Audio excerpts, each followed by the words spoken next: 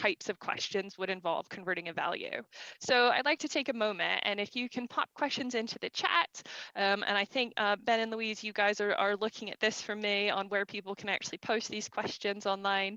So where might factor label analysis be useful? Could you provide an example of these types of conversion questions? Or have you encountered some of these types of examples in some of your assignments that you may have done already? Or maybe even have one due that might have this conversion involved in it where they specify what unit they want, right? And I know there's about a 15-second delay for some of the people who are streaming online. So we're going to give this a solid minute for people to think about, all right? So post wherever you're allowed to post so that we can say where might factor label analysis be useful.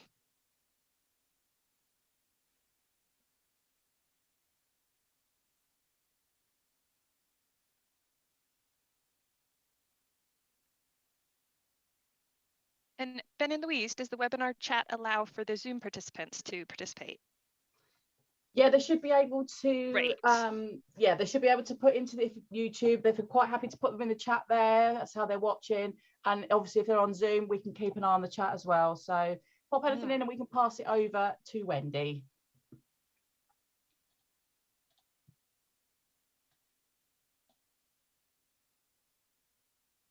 I think everyone's being shy this afternoon.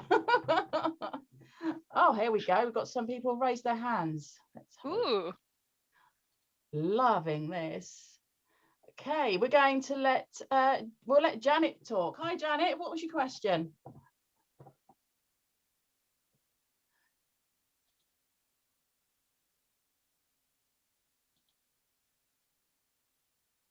Can you hear me? Yes, now we can hear you. Fantastic. Okay. Chat's disabled on Zoom. Just to let you know. That's fine. What we'll do then is if you want to raise your hand, I can unmute you, and then we can get the conversation flowing.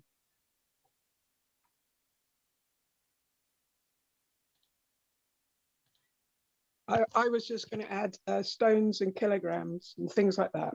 Oh, yes. Oh, this gets me all the time. My part, it actually works out quite well because like I only think in pounds and my partner only thinks in kilograms, which is great. So we have no idea what the other person weighs. It's brilliant. So great example, pounds to kilos all the time. Yeah. And Andy, would you like to say something?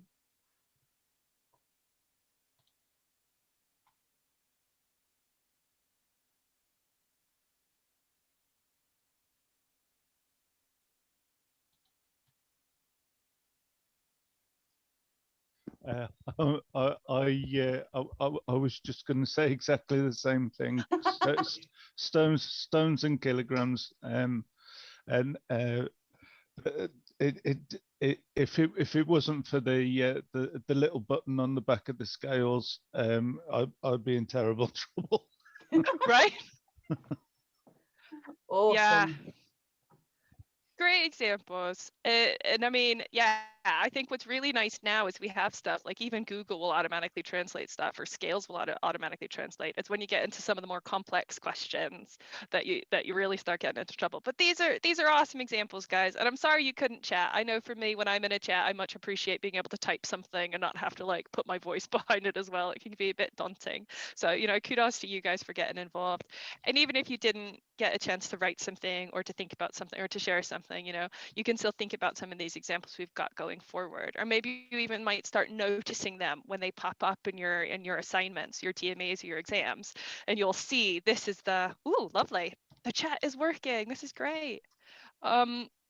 So yeah, feel free to add any ideas you guys have there. You'll notice this now, because a lot of times what happens is people don't even notice that they've been asked to provide an answer in a particular unit or in a particular style. And so they just immediately forget to convert completely because they don't even realize they need to, and lose those points straight away. Absolutely, Adriana, great example, molar mass.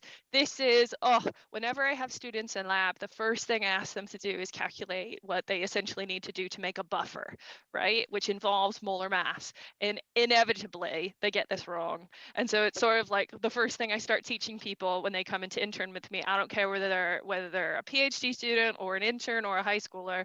The first thing I'm teaching people in lab is how to do factor label analysis so they can make a buffer. Great example. Yeah, So start looking out for these because it's a quick way to lose points. And also, like kind of like I just said, it's a really useful skill when you're actually doing anything. As much as we're the Open University and we're all about education, we're also all about you actually going and doing things, right? And using this in a career or an industry or in wherever it is you happen to be using it. So it's an incredibly useful skill. Right, let's move on here. So let's look at an example of how we might normally try and do unit conversion, okay? So a classic, how many calories are in 5 bananas, maybe, whatever. So without factor label, what is the process our brains might do? What is the process that, a past youthful, naive Wendy may have once gone through? So I would sort of Google, all right, how many calories are in a banana? I would find out that one banana contains a certain number of calories. And therefore, I would say, well, if I have 5 bananas, I'll multiply that by 5 and get my 600 calories. Or Google has gotten quite smart and you can actually probably type in how many calories does 5 bananas contain. But again, you got to watch out because sometimes it'll mess with you and it'll put grams or it'll put something else. It'll put a different quantity. So you got to be careful. But this is sort of how our brains probably work in trying to approach the problem like this. Okay. All right. So that's fine. That seems reasonable. What if we get something a little bit more complex? So for example, what if I want meters per, if I know I'm going 50 miles an hour and I want to know how many meters per second that is, right? So without factor label, without a system for approaching this problem, we'd probably go something like, well, if we Google, there's in a meter, there's like, if you divide a mile by 1609, you get a meter. We know that there's 60 minutes in an hour. We know that there's 60 seconds in a minute.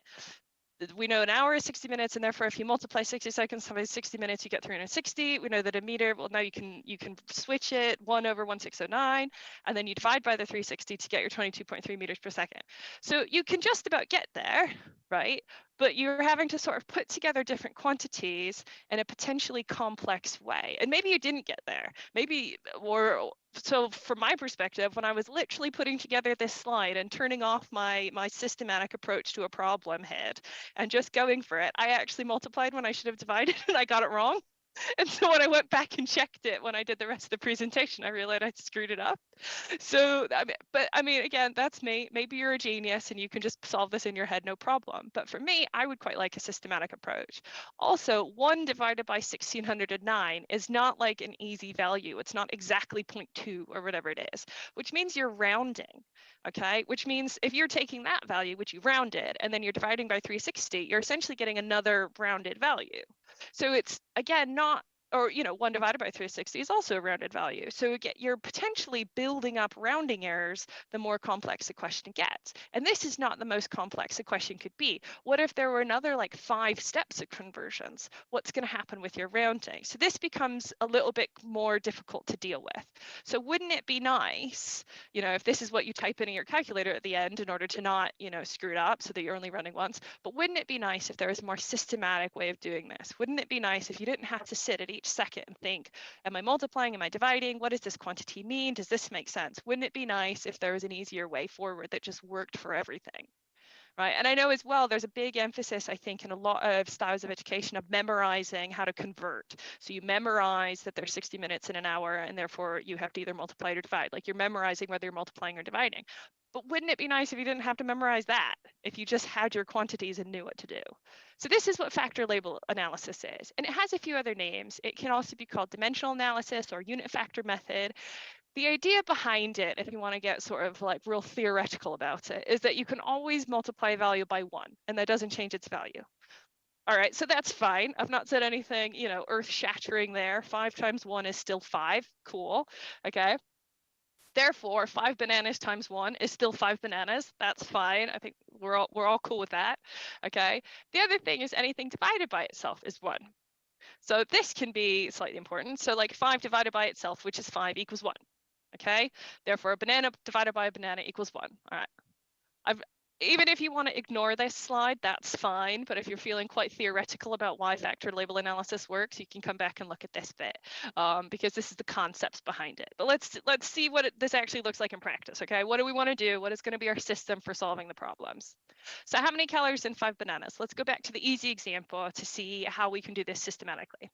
So the first step you want to do is you want to identify your starting and your ending units. So we know we're starting with bananas, that's our starting unit. We're ending with calories, that's our ending unit. Okay, starting and ending units. We then identify what are called unit factors. So this was that step where I Googled how many calories are in a banana. And I know that a banana contains 120 calories. And therefore, okay, one banana equals 120 calories. This is true. So then if I were to turn these into unit factors, I would turn them into like a fraction.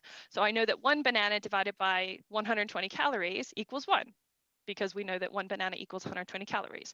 And the reciprocal is also true. So now I have calories over top banana. 120 calories divided by banana also equals 1. These are our unit factors, right? 60 minutes in an hour, that's a unit factor. 60 seconds in a minute, that's a unit factor. Any of these where you know that they're equivalent, when you know that they're equal, that's your unit factor. So these are the building blocks we have for setting up our system. So we've identified our appropriate unit factors. The next thing is we want to fill in our factors crossing out units. And we're not even putting in the maths here yet. We're not even putting in numbers. We're just setting up our equation. So if we know we have bananas on top, we need to get rid of bananas and get calories. So we know that we're going to want to divide by bananas, because banana divided by banana equals 1. So we divide by banana, great. We can cross those out. And then now we put in our unit factor. What converts to banana? Well, we know calories does. That's one of our unit factors, right? That's there at the top right. So we've chucked in this unit factor. We're essentially multiplying our starting value by 1, if you want to get theoretical. But importantly, we're crossing out the units. We're adding in our number. So this was our unit equivalent. We know that our units that we're left with here is just calories, which is exactly what we wanted at the end. So now we can chuck this into our calculator and get our answer. Okay, so if you didn't follow that, don't stress, because we're going to do this about 6 more times. Okay, so final step is calculate and get your answer. Let's do this again. Let's do this for the more complex problem, all right, where we're actually going to need a system to solve this more easily. So step 1, identify your starting and your ending units. We knew that we were starting with 50 miles per hour, and we know we want to end with meters per second. So we've identified our units. Now we need to identify our unit factors. So this is where we Googled when we knew that there are 1,609 meters per mile. We know that there's 60 minutes in an hour. We know that there's 60 seconds in a minute.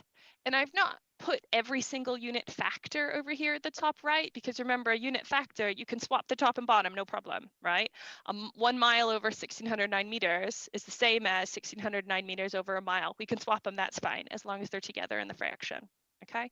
So you've got our unit factors here, and we can figure out that we're going to be able to get from miles to meters, and we're going to be able to get from hours to seconds using our unit factors. So now let's set up our equation.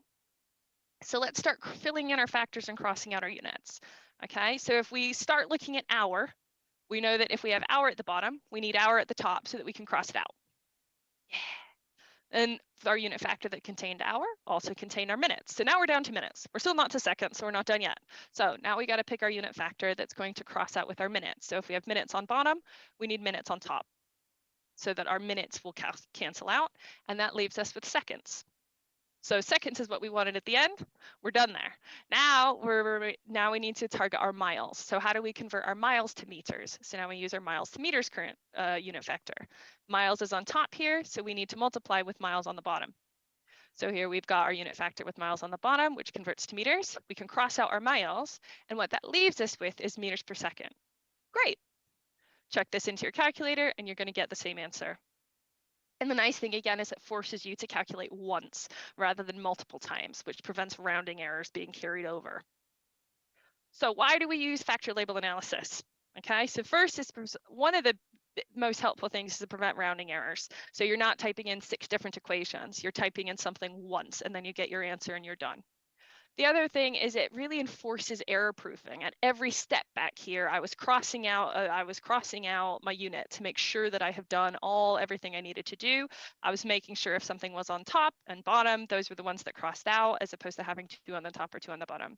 And finally, I really hate memorizing formula. So it's really nice to be able to convert anything to anything without having to memorize a formula. So this is the general idea of why you would use this.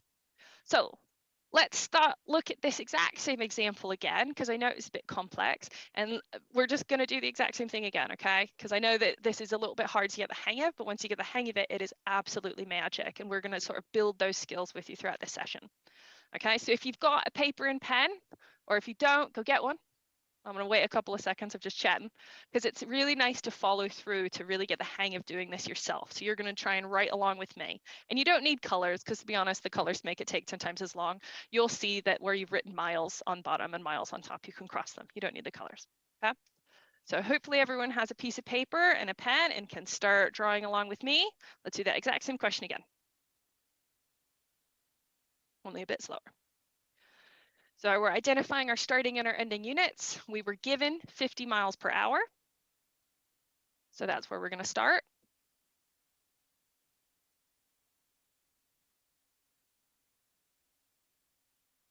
If that's our starting units, and then for ease, I like setting it up at the beginning. I know I'm going to be putting in unit factors. I don't know how many. I'm just going to put some blank spaces so I'm ready. All right, and then we put in our ending units, which we know are going to be meters per second. Don't worry, I'll move this up in a second. All right, so we want to get to meters per second. So we finished step one. So now this is when we start, oh yeah, we can fill in our numbers now or at the end, it really doesn't make a difference. So now we're going to start identifying the units that we're going to want to get to and thinking about the unit factors that we have, okay? We can convert hours to minutes, we can convert minutes to seconds. We know we have those conversions. We know we have those unit factors. So I'm just going to put my units in right now so that I'm ready.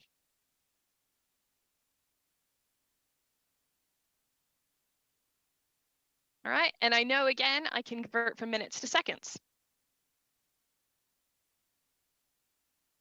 And in practice, this is probably more realistic of how we do it. You don't realize the unit factors you need until you start converting. So I know I need to be able to somehow get from miles to meters. In this case, I know that we can find that conversion factor from the previous slides. I know we can Google how many meters are in a mile. So now I'm going to check and I'm going to make certain that I have crossed out my units effectively. Okay. So miles cross out, hours, minutes crossed out, which leaves me with meters and seconds, which is exactly what I want at the end. Meters on top, seconds on bottom. Great. So now I'm going to add in the numbers. So I knew that there were 60 minutes in an hour. I knew that there were 60 seconds in a minute. And I knew that there are 1,609 meters in a mile.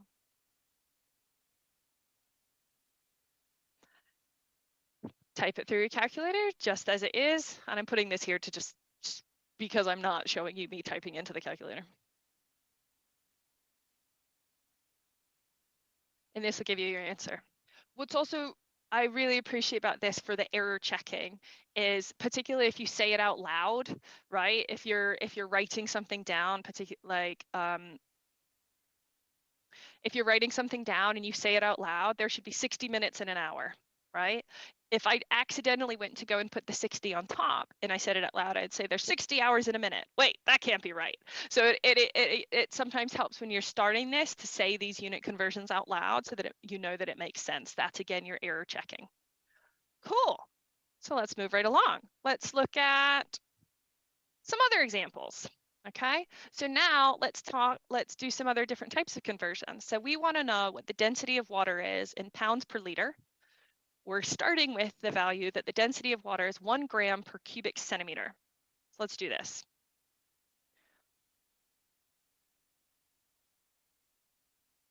Oh, this would be a time for my internet to fail.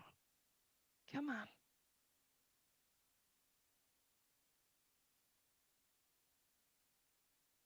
Fresh sheet of paper. Ooh, hang on. Let me just let it buffer a bit because it's not coming in particularly clear.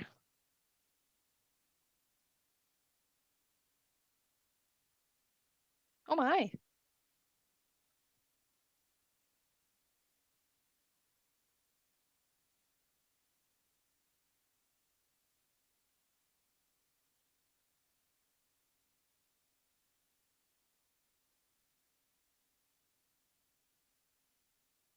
Okay, I don't know what's happening with this. I can assure you it didn't happen with the practice. So I'm kind of going to let this like chill for a second and I'm going to look at the question that you've put in the chat while this is sort of loading itself. Ooh, that might have fixed it. Oh yeah, here we go. All right, I'll deal with your question later. It's a great question. So we're solving this problem now that YouTube loaded properly. We're identifying our starting units, okay? And I'm again setting up my skeleton for solving the problem. we know that we're starting with 1 gram per cubic centimeter. And again, I don't know how many unit factors I'm going to need yet. I'm guessing. I'm just setting up a skeleton for now. There is space to add more. And then I'm going to get to my final units, which are going to be pounds per liter.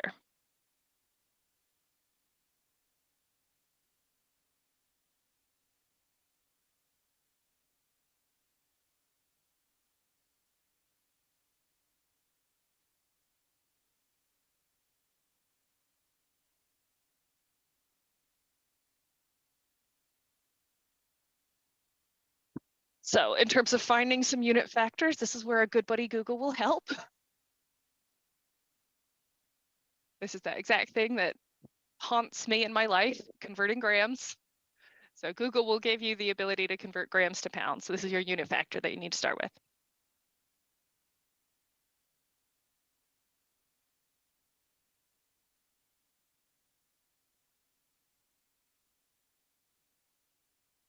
All right, so I know I can get to pounds. I now need to convert my cubic centimeters. So this has a direct conversion. So 1 cubic centimeter equals 1 milliliter. But milliliters is still not what I want. I need to convert from milliliters to liters, which we can do because there are 1,000 milliliters in a liter. Cool. So now I'm going to go through, well, I'm adding my, 1,000 milliliters in a liter. But now the checking phase. So grams is converted with grams. Great. Pounds has nothing, so pounds remains. That's fine. So cubic centimeters converts or cancels out cubic centimeters. Mils cancel out mils, and I'm left with pounds over liters. Great. So I've set up my unit factors correctly. I've put in all the numbers correctly for the unit factors. Now it's time to check this in your calculator and calculate once.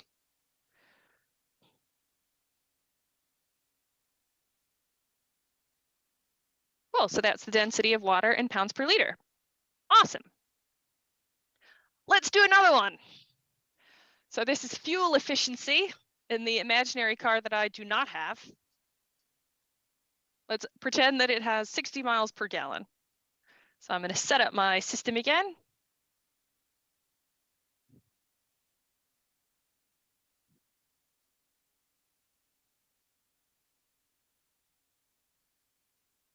I know I want to get to kilometers per centiliter, which is a ridiculous quantity, but here we are. It's about practicing the system. And I know that the starting fuel efficiency of my car, my fake car, is in miles per gallon.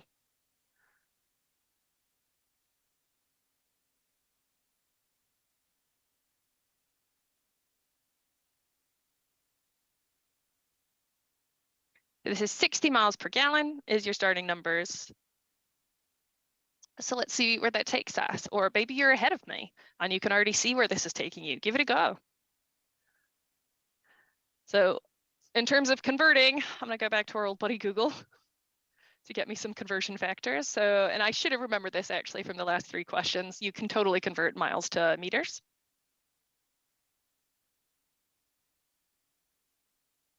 Which we've done several times so far.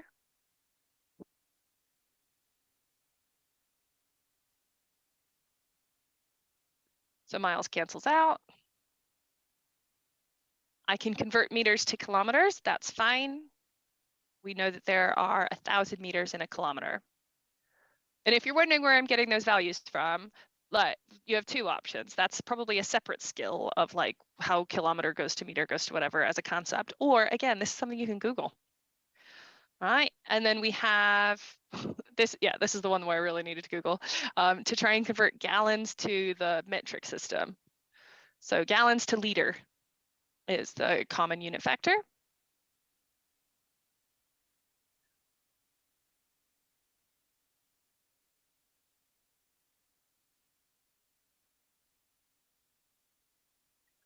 But I'm still not there, so I'm adding another one, right? Because I'm at liters, not centiliters. So I need to add another unit factor. I need to go from liters to centiliters because kilometers was already done.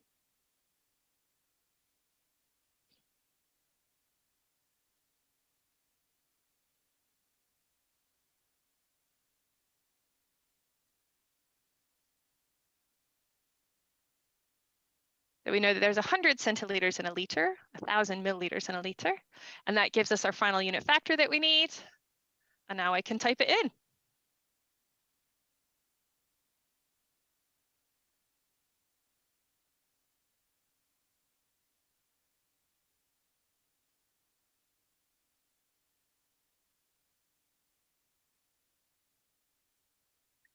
that'll give you the answer.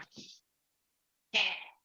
So before we move on, I will 100% answer this very excellent question in the chat because I think that's quite important. So you were wondering if people would mark you wrong because you're not necessarily doing it the exact way they want to do it. So I would say that one, if that's the case, I have many follow-up questions for how we're marking.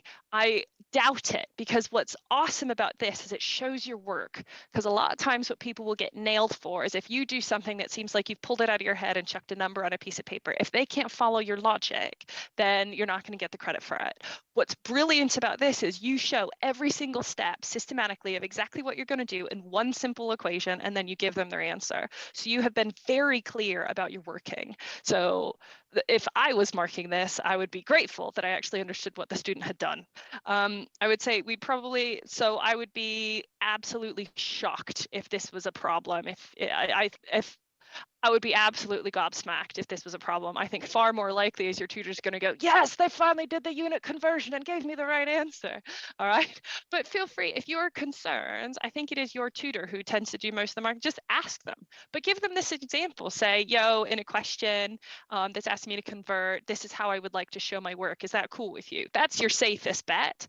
But I would, in fact, please, if it comes back that you're not allowed to do this, message me because I would be absolutely shocked. This is a well-regarded, well-published method, systematic method for doing unit conversions that prevents errors, gets students to show their work, and just does a whole bunch of wonderful things. So just, this should be fine, okay? Yeah, absolutely. You have my email at the end of this or something if anything comes up, but this is just write your work, show your work very carefully, and you'll be fine. And what's nice is you don't have to show your work on top of doing the work. Showing your work is doing the work. So after that aside, which I think has answered that, we're gonna start playing a little game actually, okay? Your turn. So hopefully, and I will hope yes, Ray, my team of amazing STEM comms folks will tell me if you guys cannot currently see my Mentimeter screen. But what I would like everybody to do is to now log on to menti.com. You can use this QR code, or you can just log on to menti.com and type in this code, okay? It works well on phones, so you can just stay on here and do it on the phone, or you can do it on a browser, either work, okay? And again, I'm gonna give us about a minute to do this because I know there's a delay for our lovely folks who are live streaming on not Zoom. Yeah, excellent.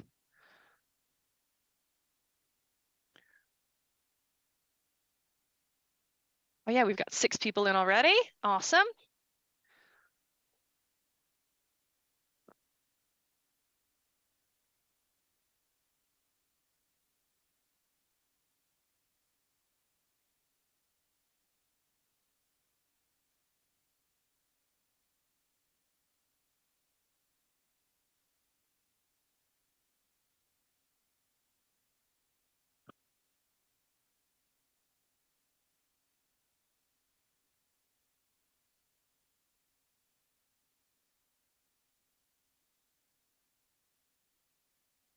We have 10 players.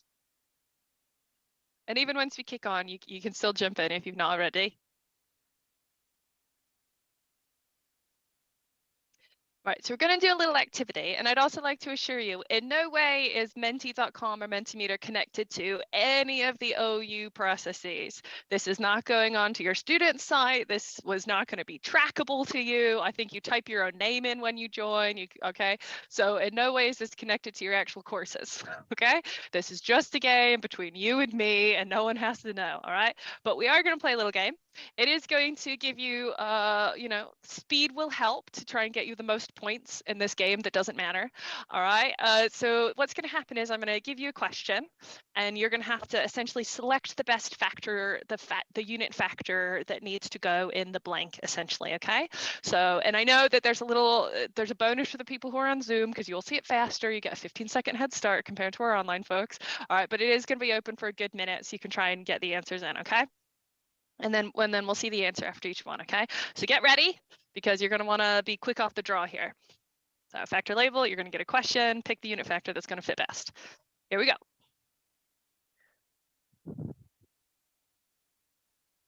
Eight players ready, 10 players ready.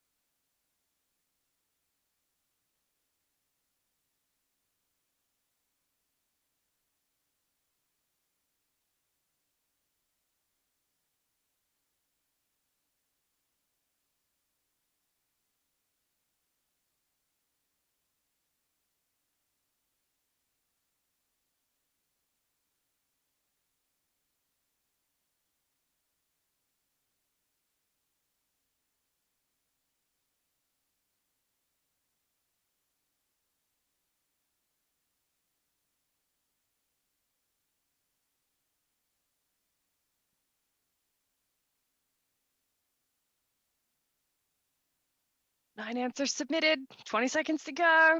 Two more answers to come.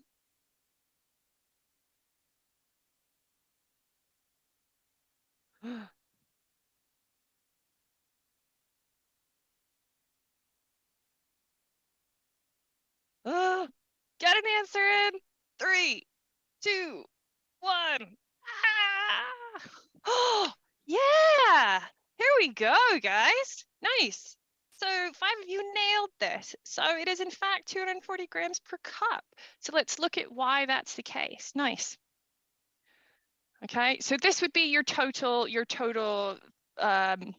equation that you've had. So you were given 2 cups, you're given this 1,000 milligrams over a gram, and you needed to find this one in the middle. So you needed to get cups on the bottom because the cups start on the top, and you need to hit grams on the top so that you can cancel out grams to get to your milligrams at the end. Okay, so that was the unit factor that you needed to input into that equation.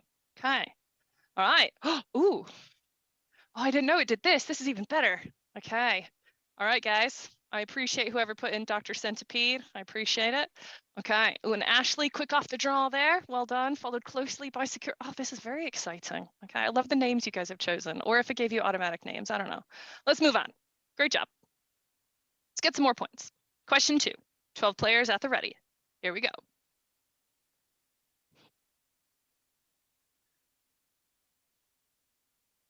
How many milligrams are in 2 cups?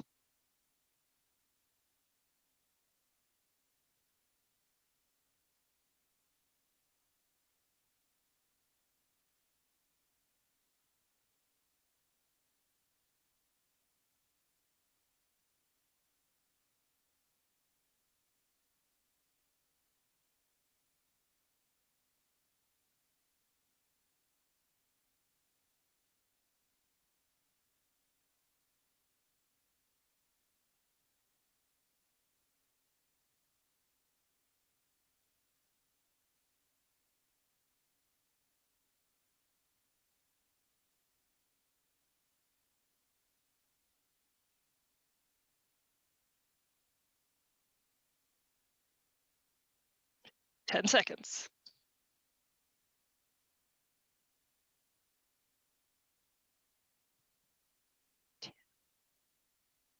0. Nah, oh, sweet. We've upped it by 1. So 6 people got it correct. Nice. We're getting there, folks. We're getting there. So this was just to type it into your calculator question, to be fair. Just. I hate it when people say just. Nothing's ever just. Yeah, so this one you had to type in 2 times 240 times 1,000. Nice. Let's look at our leaderboard. Ooh. Oh, more people in the room heard from. Yeah. Okay. Oh, Sakura, stay in there at the top. Dr. Centipede, follow closely behind. Okay, moving on. Come on, Metal, you've got this. Question 3. 10 players at the ready. 11 players at the ready. Fingers on buzzers. 12 players at the ready.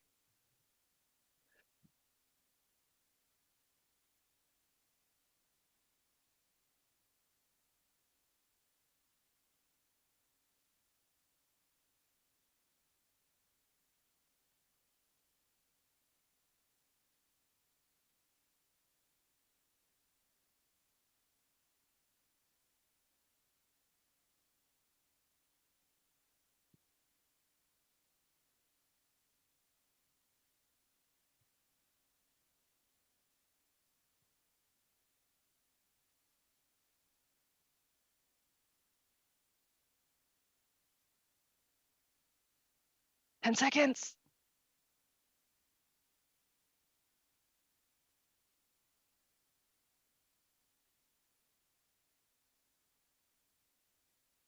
Yeah, this is also brutal because they're getting faster. So if you guys are live streaming outside of Zoom and you get any answer in, you should be proud of yourself. Nice, again, nice one. So this is putting it together. We're not actually calculating the whole equation yet. We're just converting this first bit. So it was, we wanted to convert month to shower. So you got to cancel out month on top, month on bottom, and then it was 12 showers a month. That is not, I picked a number, okay? So I don't want judgment about showers per month. My showers per month is between me and myself, okay? You don't get to know. Right. How did this look? Metal, you're on the board. Yeah. Oh, this is very exciting, guys. Look at this.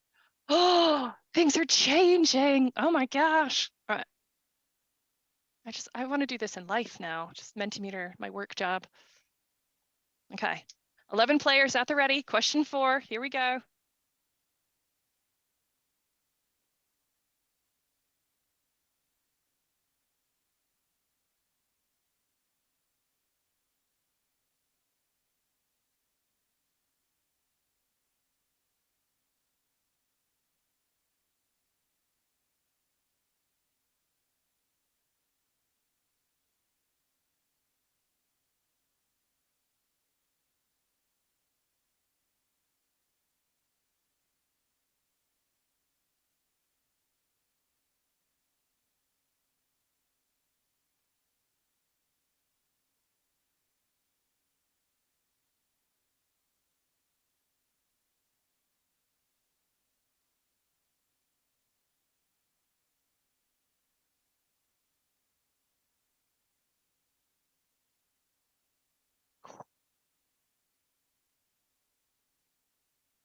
Getting trickier. This was a hard one. Okay, let's start with that. This was a hard one.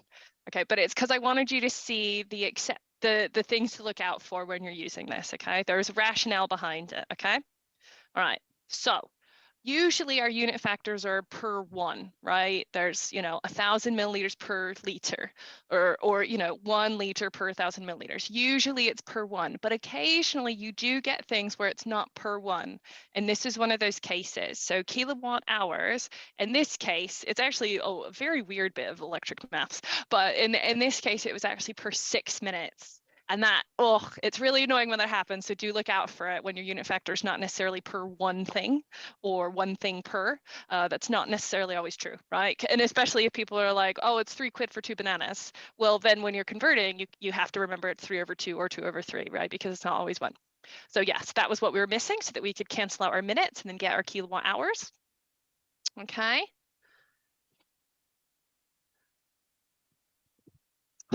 Dr. Centipede and Metal, comeback of the century over there, buddy. Yeah. Okay.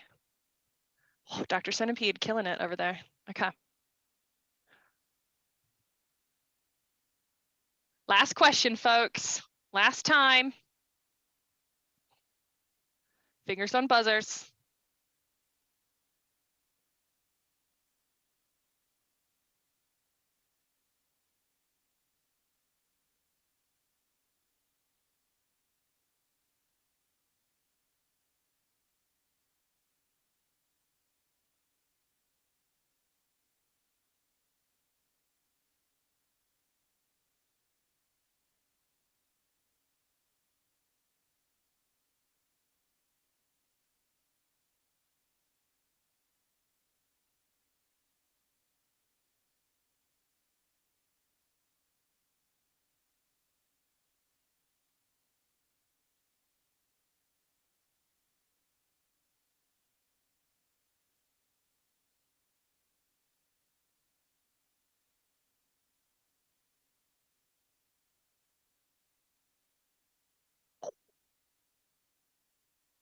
Well, looking at this, I wonder if I typed in my calculator wrong. Jeez. All right, I'm pulling out my calculator because I have faith in you guys. Hang on. Yeah, unfortunately, there's no saving us from typing it in wrong. Yeah, has to be said.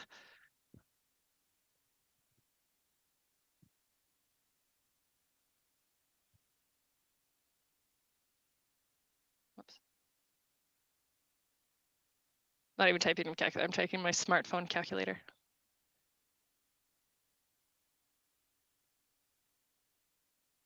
No, it is 7.51. Yeah, that's legit. It's legit. Okay. Earthman with the final question. Way to go. That zoomed you into second. Whoa. All right, Dr. Centipede. Words I did not anticipate saying today. Well done to you. Okay. So the full equation, all right, the full equation here. Oh, sorry. Now the full equation. This is a separate thing I totally forgot that I had done, but actually this is awesome. Okay. So you're going to need paper and a pencil and calculator because this time, instead of picking your unit factor, you're going to be writing out the whole equation. Okay. So get yourself a paper and pen, calculator, ready to go. Here we go. Less about the time this time. So if just the question is how many mils of an anesthetic should I give to a 20 kilogram dog? And I've given you 2 unit factors here. I'm going to give everybody a couple of minutes to try and figure this out. And then you can submit your answer.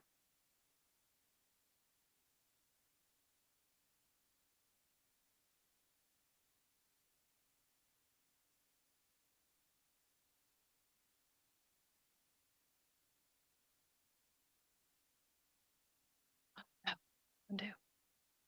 Undo.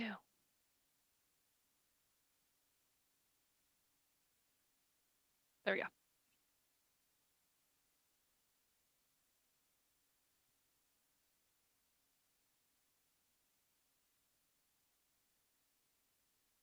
Don't worry, it's coming back. I know what I've done.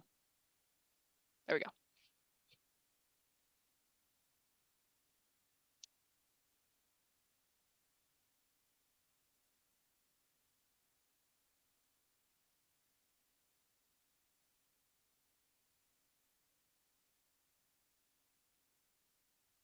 Got an answer.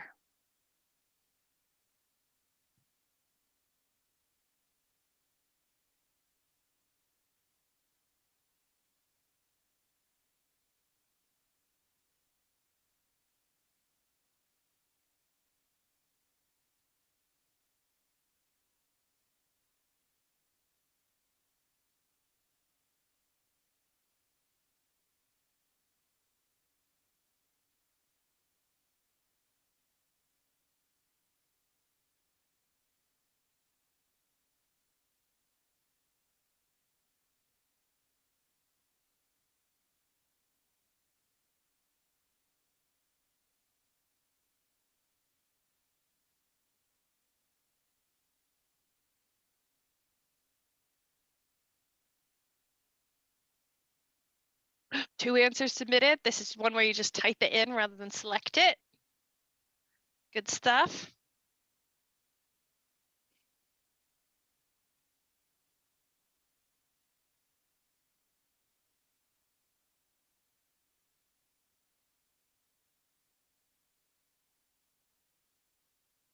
I'm gonna give you another 50 seconds.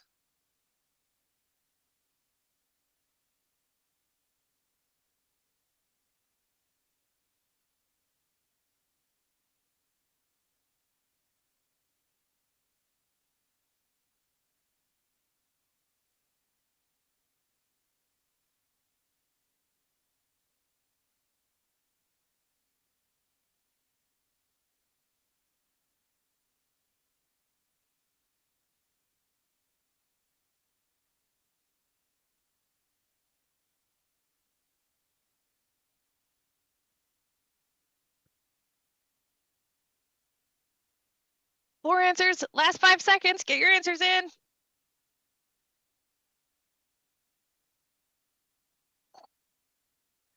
What do we have? Ooh, a wide variety, oh my. Well, I think we all know now why there's such a wide variety in answers that are given. Yeah, systematic approaches, man. It's what it's all about. Okay, let's look then. This is great. I'm so glad you guys are submitting because this is awesome. So now you can look at your equation and see what's gone down. Okay, so let's look at it. Because this is the best way to learn. Oh, come on now. Show me. I gave you an answer. Show me the answer. There we go. Okay. Yes, and sharing's working fine. So, yes, the 0.4 was correct. So if we look at how we would set up the equation, if we're starting with kilograms and we want to get to mils, right? We've got a 20 kilogram dog. We want to know how many mils we need to give that dog. So then our unit factors were we had 0.04 milligrams per kilogram. So when I want to knock out my kilogram, I'm going to knock it out with that conversion of the 0.04 milligrams per kilogram because it's of the drug. Okay. Oh, this is a really good exception. Oh, I'm so glad I included this.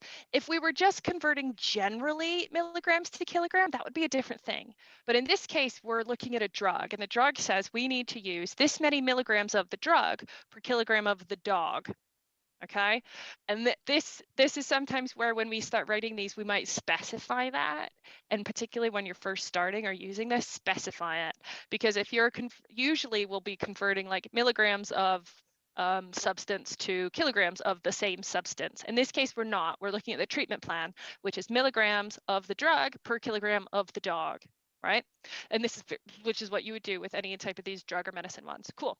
And then we know that the density of this drug within the fluid is 2 milligrams per mil. So then that becomes our next unit factor, which then gives us our answer of 0.4.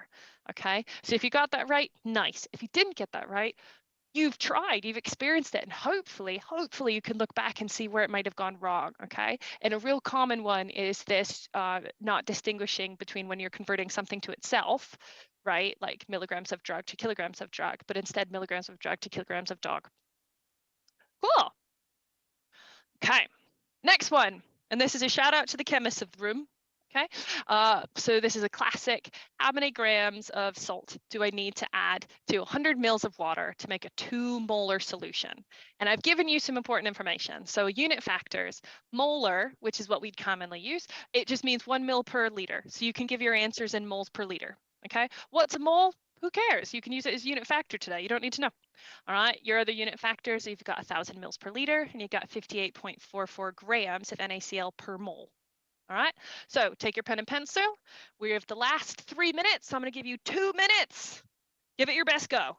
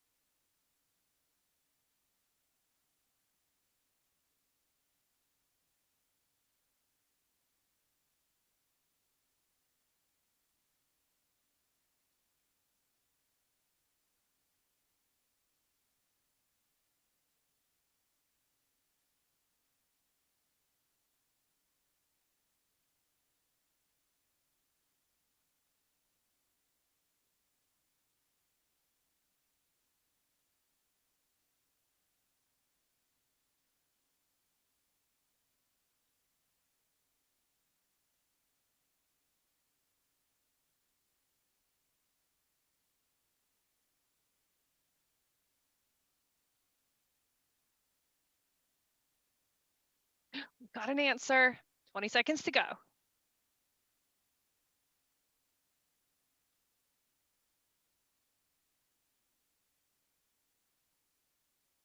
3, 2, 1.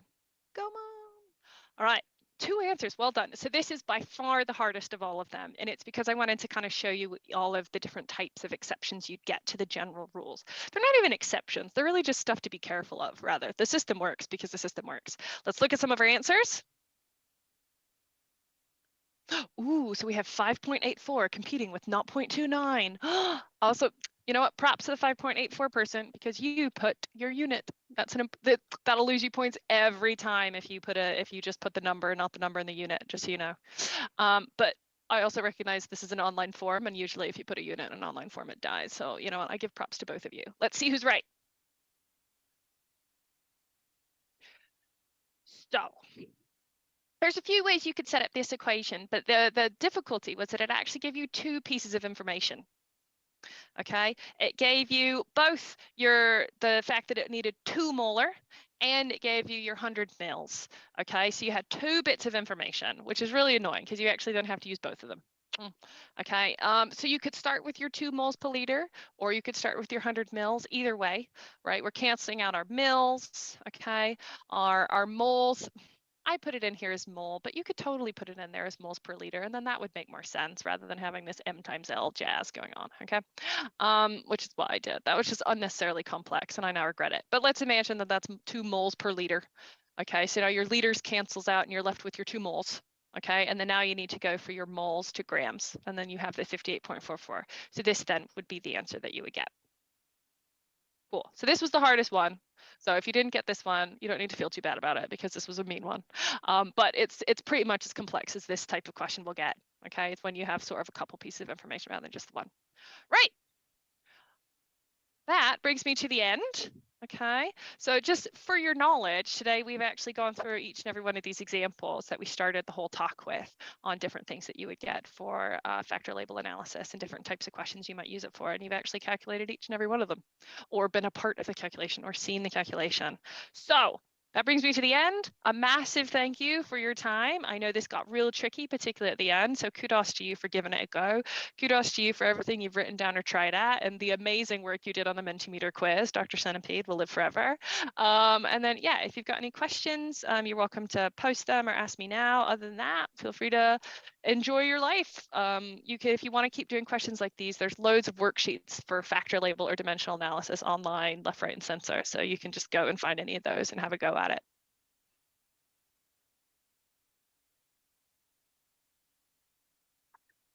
Andy Carr, where will you find the recording? Great question. STEM comms team. It'll be on your YouTube channel.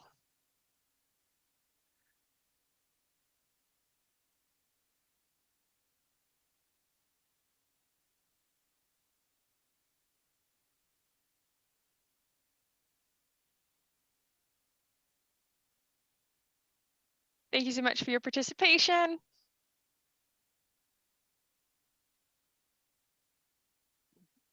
I wish you all the best with your TMAs. May you never lose a point again for a unit conversion issue.